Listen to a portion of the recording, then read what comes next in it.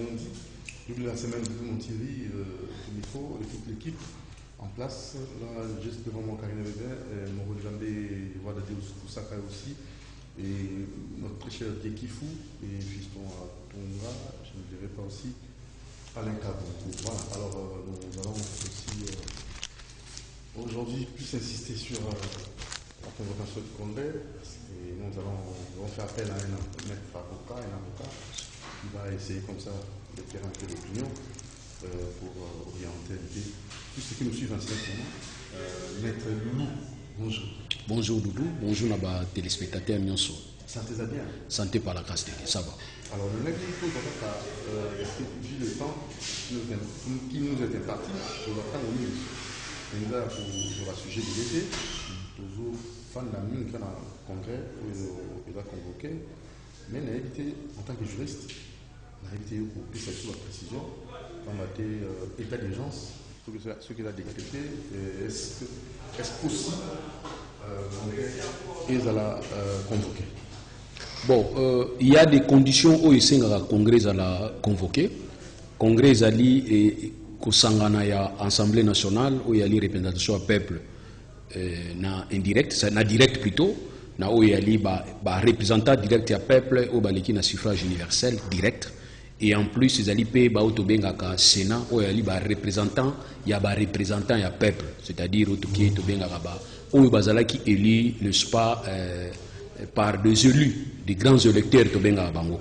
Alors, si on a un système où le Parlement na biso, ils allaient constituer des chambres.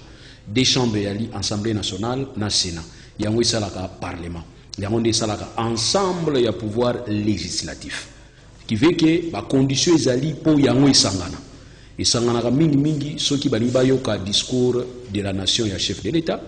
Sangana mingi ceux qui bani changer, ça la autobenga modification. Il y a loi, constitution na biso. Sangana mingi na état d'urgence. Sangana pe na état de siège. Sangana pe na état de guerre. Ceux qui chef de l'État déclaré guerre. Sangana pe. Et en plus, sangana aussi pour na Kosangana bisika moko pona kofunda autobenga mise en accusation ya chef de l'État. Voilà d'une manière générale, n'est-ce pas, Parlement, autobengi ezali bicaméral, to en Assemblée nationale, na Sénat. Mais là, pour ceux qui veulent en faire un problème, on a été en tête de gestion. Bon, écoutez, ce qui est vrai, ezali batwa bangaka pamba mingi. C'est ce que moi j'ai constaté. Parce que muta bangaka pamba mingi, eza muto mingi plaza mingi kana ba problème. Mais muto azani à l'aise, abanga manga mingi, ata ba convoquer yo, ata ba bengisio, ata ko bakangi yo, dès lors que tunana l'équipe ya juge naturel na yote, ubanga wana eza injustifié. Mais ce qui est important ba tuba baboy, congrès tant ezali ko sangana il faut pe saper ordre du jour nango. Et ko bima na ordre du jour nango te. Mais là tozo banga nde aptitude moko tozaka nango na mboko na biso to bengaka dynamisme ya salle. Nde to mona ki makamba conférence nationale souveraine. Ils ont dit conférence nationale souveraine pour créer un nouvel ordre. Mais comment la conférence nationale souveraine pour faire le déballage jusqu'à ce que Mobutu Yakuganga et le Ganga a bengisi et comment retourne on compte. Donc voilà un dynamisme sale. Je suis sûr que les sénateurs, les congressistes, les élan parce que tous la crise moroto si ça une crise à l'Ibuso. Ceux qui ont mis balé au fond la tassima. Les lotés pardon. Voilà les camarades Sengaga et Angonamba. Et pour les politiciens, où va cette récupération? Bon, les politiciens congolais, bon, on a bangoka andengwana. Ils ont payroll na bango parce que ce balobité mabé. Vous imaginez na yoki politiciens congolais moko bono benga via Tundu. Na sepela ko yoka etro. Na yoki via lobby non na cadre ya riposte ba associé ba politiciens. Ngabi te pardon kuna te. Bino tika na parlement parce que so na place à virgule na place à point. Non. Pour la riposte vie à tout le monde, politicien, scientifique. Parce qu'il y a pas tout le monde, médecin qui ngandi à Zoloba, chercheur qui ngandi, pharmacien qui ngandi à Zoloba, virologue qui ngandi à Zoloba, ceux qui ont infection à Zoloba. Alors, bino liba politicien balbapani. Parce qu'on connaît vous les politiciens. Tu bino kitoko, ba politicien de boyo ka ba expert pour poser ba décision, ba bazana quand il y a espace décisionnel. Voilà. Très bien. Alors, très rapidement, parce que là c'était le tout premier point. Je vois là, justement, on peut faire signe. On peut continuer avec, parce que c'est grandes affiches qu'on va aborder, les après-coronavirus. Parce qu'il y a l'autre fois, tu as bien mais crise terrible. Est-ce qu'après le coronavirus, il y a bon, je regrette que l'Afrique ait aide après le coronavirus. Ça, je regrette fortement. Tout ça, c'est la aide. Donc, des première paquebima qui ont déclaré qu'on a belé pour tous appeler mon belé. Donc, l'Afrique est là aide. Vous comprenez? Et par le bossé, il y a des bossés qui ont déclaré qu'on a belé pour tous appeler belé. Non, plus vous avez touché, plus vous avez aidé. Peut-être qu'il y a un peu de ça. Alors, il y a un peu de que l'Afrique est allée se préparer à cause de l'aide. Or, l'Afrique peut anticiper. Moi, je me suis dit que, au niveau où l'Europe est allée désorientée, au niveau où les États-Unis sont allés à genoux, l'Afrique peut porter solution. Mais malheureusement, l'Afrique en haut. Et j'ai chance, il y a moins de contamination, il y a maigre moyen autour en haut. Et j'ai chance, il y a moins de propagation, il y a structure médicale, sanitaire autour en haut. Répondant de ça, on va comprendre toujours que la maladie Suisse. Mais maladie alors l'Afrique a moins chance. Mais il faut capitaliser chance de manière à ce que la période. Voilà, mais toujours il y a des débats, toujours comprendre que chloroquine. Et ça dit que aider, tout le détail. On a dit que c'était après un mot aux Andines. Quand tu se préparer, il faut se préparer. Préparation, parce que j'ai suivi un monsieur, on a passé un mot dans la radio, Betty Setarobi, est-ce que le pasteur, Rose Omaïl était, tant que le coronavirus, un jour aussi là.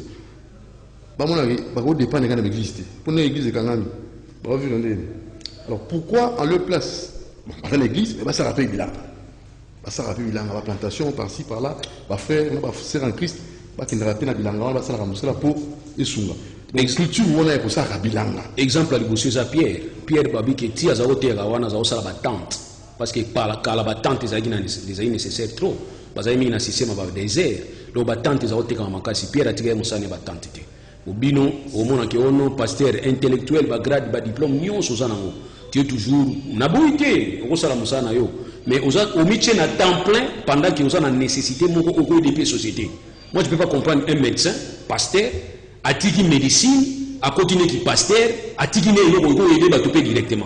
Ça c'est je ne peux pas comprendre. Mais ngala ngani on va mini après crise faut profiter parce que le monde va pays mingi na histoire na ya monde et tellement qui après crise tout la même Europe il était question il y a plan Marshall et tellement Europe après guerre. Alors, biso sur le plan on les ananti, toi on a détail, tout ça champion ba détail. Or on a toujours Satan a fondé dans ba détail.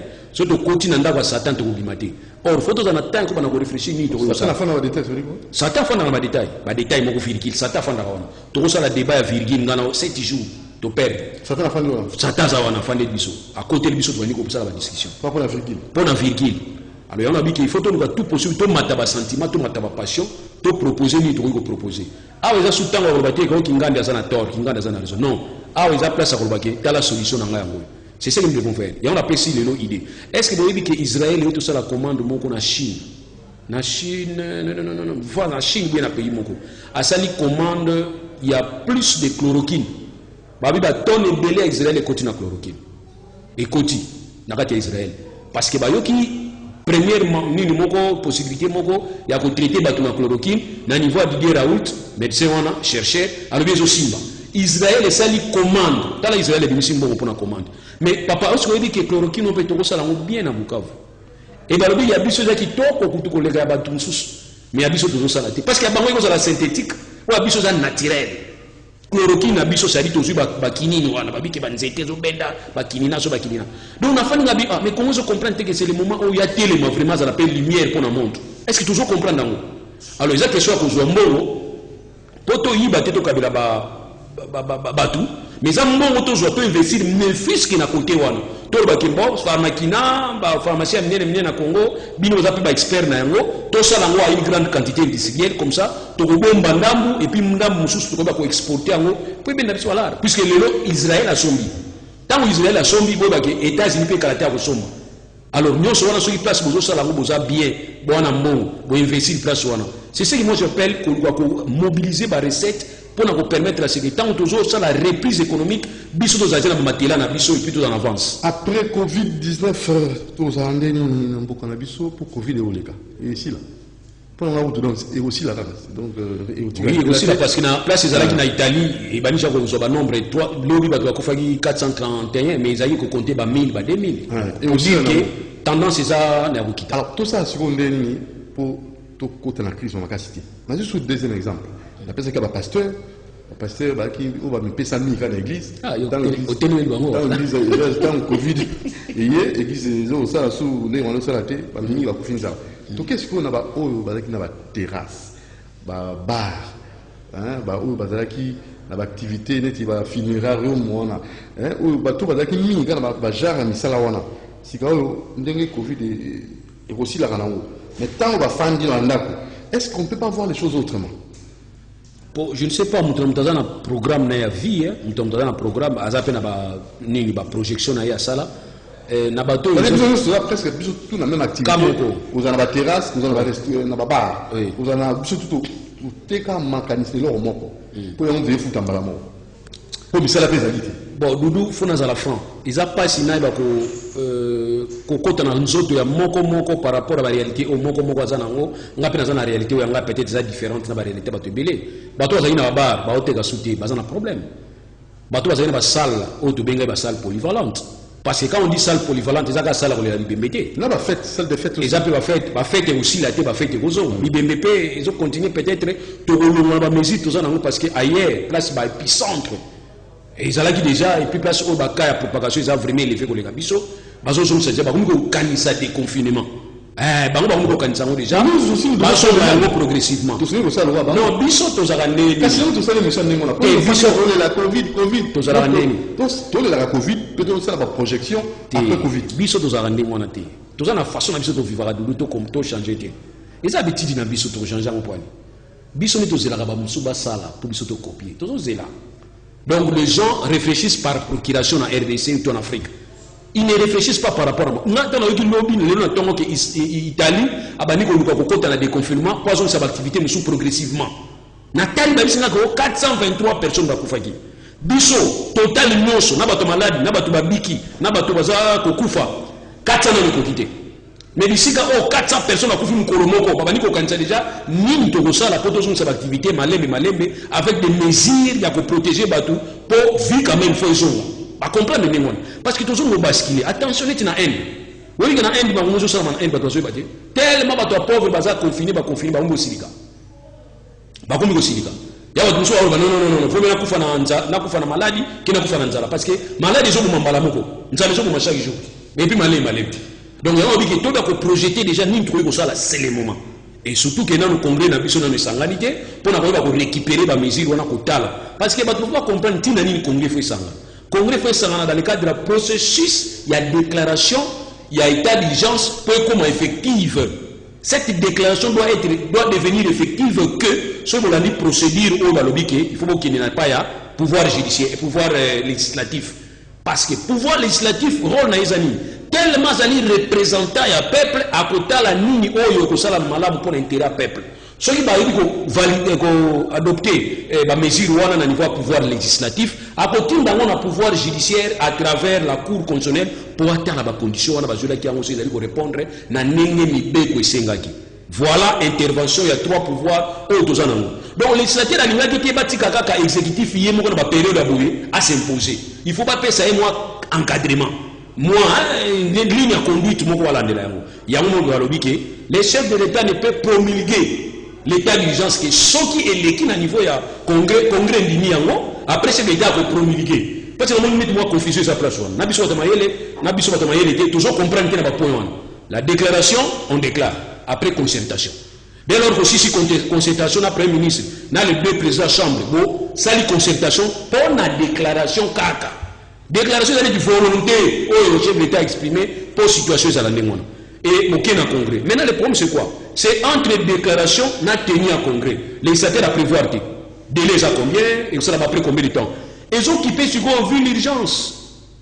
Bien en tant qu'institution, beaucoup tablé sur urgence. Beaucoup de la nous urgence pour l'intérêt peuple. Na place de déclaration et salamaki. Qui les loro congrès gozala et gozala te. Et gozala pour nani et gozala pour le chef d'État. Toboy et gozala pour nani et gozala biso to yebagité. Franchement, entre nous soit dit. Balobi concertation et ça la maki biso tout le monde a une concertation où le président, les deux chambres à président Bazala qui n'a premier ministre, l'un des présidents vous dit qu'il y a ça surpris. Alors moi je me suis posé la question, M. Soufia Fazaki ou bien via Salé Lega Moutia Mabé. Parce que, ou bien soit carrément, communication va passer sur un jour ou et c'est la communication de Kouta pour le Bakiba Sola qui m'a cambongo. Parce que dans la réunion, il y a concertation, nous avons entendu que la mesure, la déclaration, il y a état d'urgence. Mais aujourd'hui, le président et l'institution, il y a une alors, pour moi, je ne comprends plus. Donc, voilà pourquoi les secrétaires a compris que le peuple a protégé, surtout l'institution, a décision pendant l'état d'urgence. Il faut que toutes les institutions participent à la décision où il y a déclaration, concertation, déclaration, congrès, adoption, promulgation et puis vérification à niveau de la Cour constitutionnelle. Voilà, procédure, il faut tout l'anda. Dès lors que nous avons commis la soubate, Papa Doudou, nous avons un état d'urgence de fait. Chef de l'institution, mais il y a un séparé ma cité parce qu'il y a une de jour, il y a une concertation, il y a une déclaré. Alors, c'est que ma convention là, je ne sais pas comment. Pour le groupe réel, il y a soutien à Barça. Parce que là, il y a un second combat dans la mission place. Voilà, très rapidement, donc, tu dois juste 3 appels parce que pour permettre à ce que maître Loulou pour réagir dans l'appel Nabino, tu dois citer la convocation à congrès. Bomonango, Lenginini, Dikansiwana, na total après Covid-19, après Corona, vu la biso des années, est-ce que vous savez la projection? Na on a outil collègue na katambo qu'on a biso pour éviter crise au makasi et pour côté l'amboka. Dans une dakisa va pasteur, dans une dakisa il y a tout à la même activité et au moment sur activité en moi sali monsieur lundi donc créativité bénézalité na kati ya marché création ya créativité na ndinga ko sa yo mo zali yo mo kaka to landa na kaka mon tira sali terrasse yo ko sa terrasse un SMS je vois pas comment lui rapidement awa donc s'il faut appeler au Kobenga en direct ils ont un problème pensaté bonjour Doudou mon tigre voilà Atuni Albi pourquoi Albi Franck Diongo a bien réfléchi. Je Franck Diongo pour le congrès a bêti c'était malin. Bon, on a une réflexion de la vérité. On voit que ceux qui il y a la contre, non? Il y a la contre les mécaniciens ou il y a convocation à congrès. Non, on peut convoquer le congrès pour un sujet bien défini. Sujet tout ça, on a déjà sujet état d'urgence. Alors on ne peut pas tout sauter le congrès et puis tout faire un état d'urgence de fait. Sinon à ce moment-là, au Bazali, l'adversaire, on a besoin de s'engager, toujours de violer la constitution. Parce que c'est vraiment un processus où il y a obligation, il y a législateur à qui les 3 pouvoirs va participer à la décision menée où il y a décision qu'on fait ça parce que le législateur tient plus la liberté individuelle. Donc pour le législateur, nous avons besoin d'empêcher de vivre.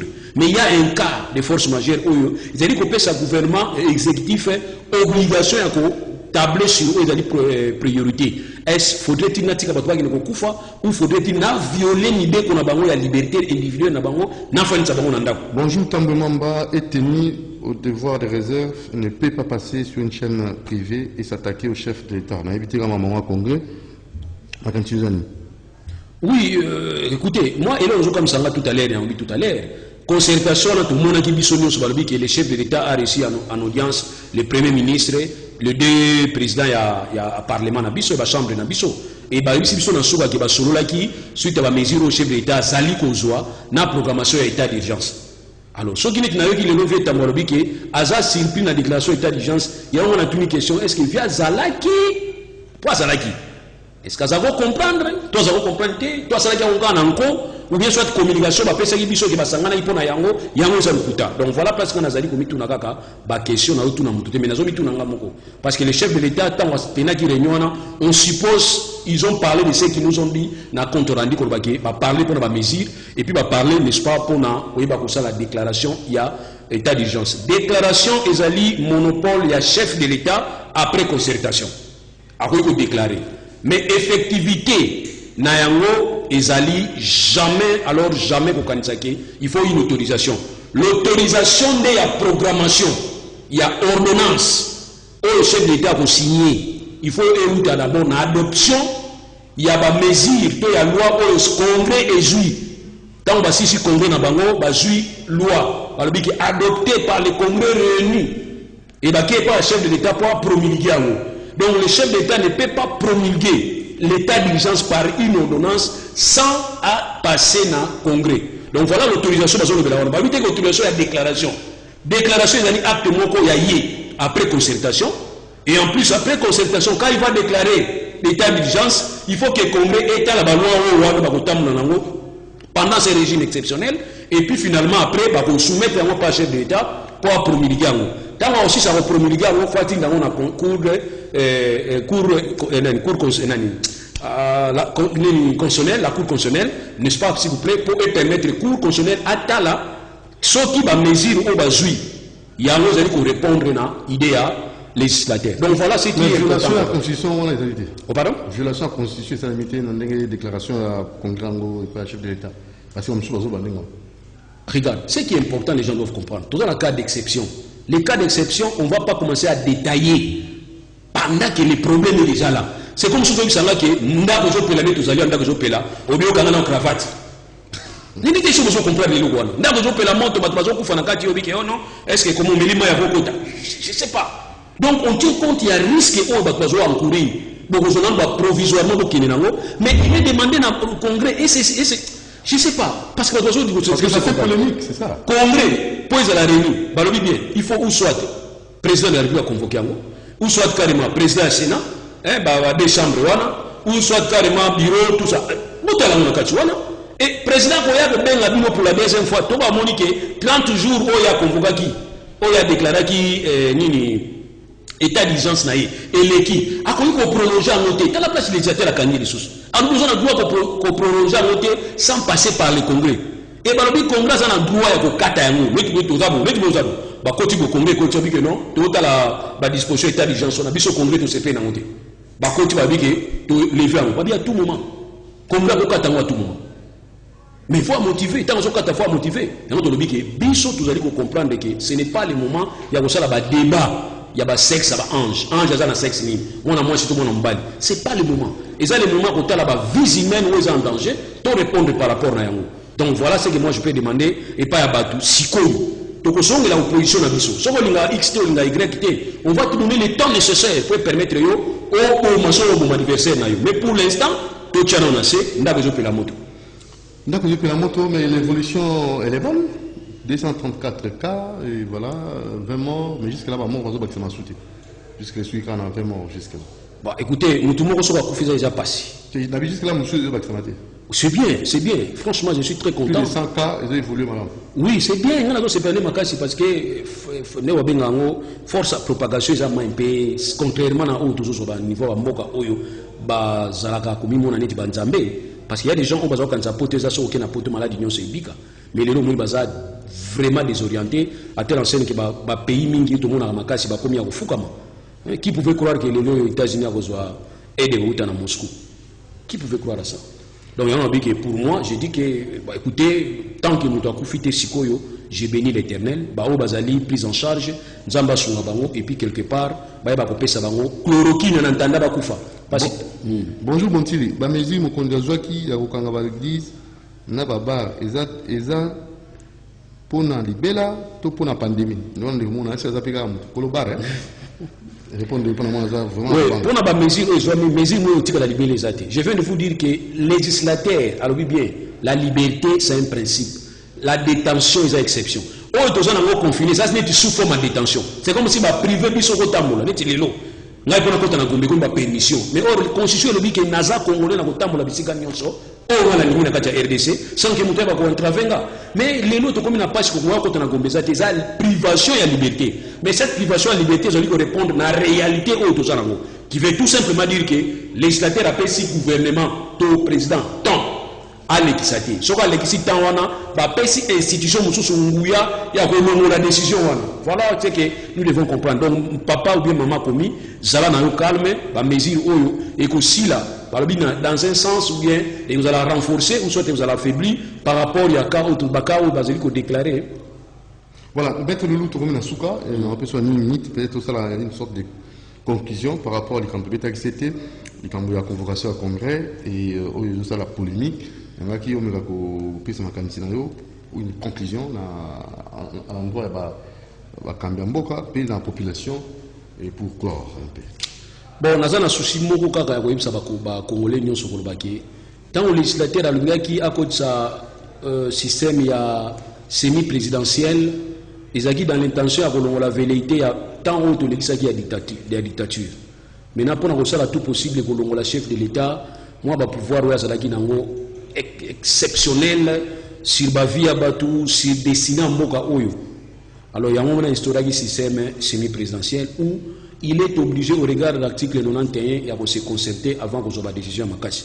Vous comprenez le chef d'État va bloquer, à le premier ministre, le chef d'État va bloquer, à le ministre de mon côté. Ceux qui proposent ou pas le premier ministre, le premier ministre a dit émanation et la majorité dans le Parlement.